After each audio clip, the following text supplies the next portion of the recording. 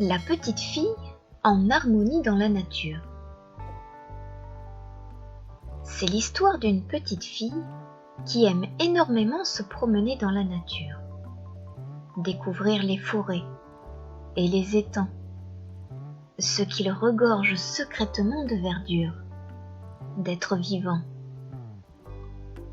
Ce qu'elle aime par-dessus tout, c'est se faire toute petite, s'approcher doucement pour contempler la nature se dévoilant discrètement, en retrait des bruits et de l'agitation de la civilisation. Se sentir faire partie de cette autre communauté qui n'a pas la parole, mais qui l'éblouit par tant de vie et de richesses déployées. Rester ici et là à contempler, au gré de ses envies, de ses ressentis, ce qui est, ce qui surgit, la nature et ses tableaux, toutes ces luminosités, cette harmonie. Un jour, qu'elle se penchait au bord d'un lac, profitant des rayons du soleil, de ces derniers instants, observant la valse à répétition d'un zygoptère géant, après avoir perdu de vue une tortue qui s'était un instant étendue, des colverts s'approchèrent. L'un d'entre eux, ayant remarqué la petite fille, se laissa aller à sa curiosité. « Bonjour » lui dit-il en hochant la tête. Voyant le bec aplati de celui-ci monter et descendre en sa direction, la petite fille comprit qu'on s'adressait à elle. « Bonjour » répondit-elle timidement, avec la même mimique. Le canard ricana gentiment. « Ne crains-tu pas de tomber à l'eau en perdant l'équilibre, juché comme tu es ?» Se sentant privilégiée d'être choisie comme l'interlocutrice de l'animal, la petite fille, émue par cet instant complice, fit non de la tête. « Pas du tout. Je ne sais pas me déplacer sur l'eau comme vous, ni dans les airs d'ailleurs. Mais si cela arrive, je nagerai avec mes pattes. Sans mes palmes, bien sûr, ajouta-t-elle en rigolant. Ah oui, comme mon petit dernier, tu t'es déjà jeté à l'eau. C'est une bonne chose, poursuivit le papa canard. Ah oui, j'ai cette chance d'avoir appris à nager, dit la petite fille en pensant tendrement à sa mère. Observant les ondulations qui se dessinaient à la surface de l'eau, des canards qui se laissaient glisser, la petite fille se sentait transportée par cette énergie douce et tranquille. Et puis au contraire, sourit-elle, ici, dans ce florilège de nature, je trouve mon équilibre.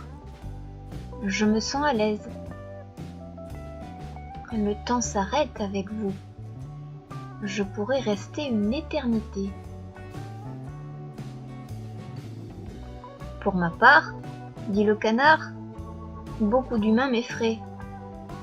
Je suis un des rares téméraires de ma communauté à avoir tenté de dialoguer avec les pêcheurs et les quelques promeneurs. Mais leur manque de sensibilité a stoppé en moi toute initiative.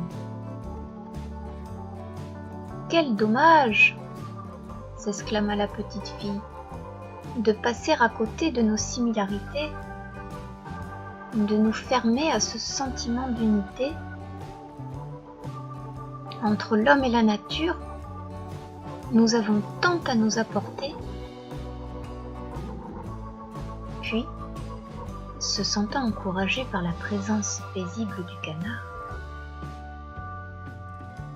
« Je suis heureuse que tu ne te sois pas précipitée à rejoindre la rive opposée. j'ai moi aussi eu du mal à vous approcher et fait maintes fois le tour du lac. C'est-à-dire que quand vous allumez la puissance de votre moteur hors bord, vous faites la traversée en un rien de temps. Le canard, amusé par l'image que venait d'exprimer la petite fille, sourit. C'est que je te ressens attentionné. Je ne me sens pas en danger, ni ne crains de perdre ma plume. Alors je me déploie, renchérit-il d'un air béat. Comme tout espace naturel, quand il est protégé, n'est-ce pas? La petite fille acquiesça. Oh oui, j'apprends tellement au contact de la nature. En m'y reliant, je trouve à me relier à ma propre nature. Je suis émerveillée par toutes vos qualités. Dans la joie de la découverte, je ne suis plus dans ma tête.